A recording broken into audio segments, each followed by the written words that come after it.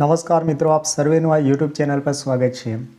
Police ભરતી માટેના PSI અને કોન્સ્ટેબલના કોલ લેટર ડાઉનલોડ થવાના શરૂ થઈ ગયા છે। આ વિડીયોમાં આપણે જોઈશું કે તમે તમારા કોલ લેટરને કેવી રીતે પોતાના મોબાઈલમાં ડાઉનલોડ કરી શકશો।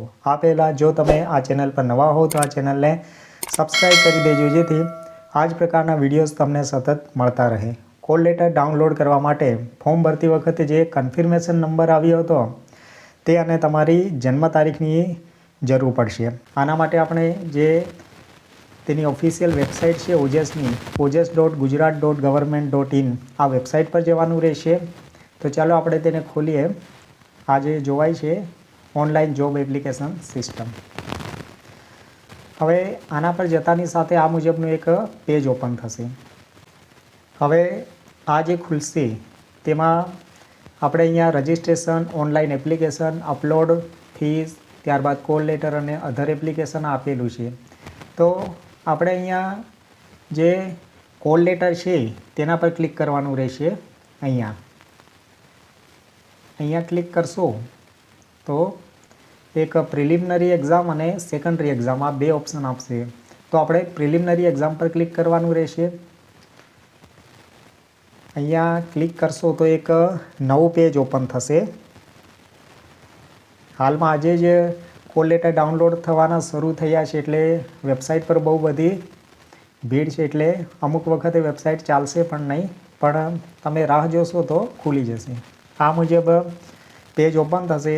ત્યારબાદ અહીંયાથી સિલેક્ટ જોબ કરવાની રહેશે। અહીંયા જઈ અને સિલેક્ટ જોબ કરવાની રહેશે। અહીંયા આજે ગુજરાત પોલીસ દળમાં વર્ગ 3 પોસઈ કેડર તથા લોકરક્ષક કેડર આને સિલેક્ટ કરવાનું રહેશે। ત્યારબાદ અહીંયા તમારે તમારો કન્ફર્મેશન નંબર નાખવાનો રહેશે। કન્ફર્મેશન નંબર જે વખતે આપણે ફોર્મ ભર્યું હતું એમાં સૌથી ઉપર આપેલો હશે।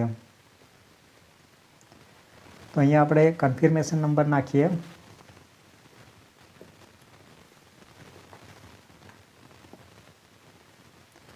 જીરો। ત્યારબાદ એના નીચે અહીંયા બર્થ ડેટ નાખવાની રહેશે। અહીંયા બર્થ ડેટ નાખી અને અહીંયા જે કેપ્ચા આપેલા છે તેને નીચે ફિલ કરવાના રહેશે।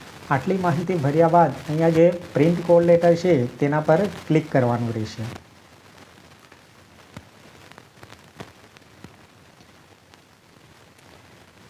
આટલું ક્લિક કરતાની સાથે જ તમારું જે કોલ લેટર છે તે તમને જોવા મળશે।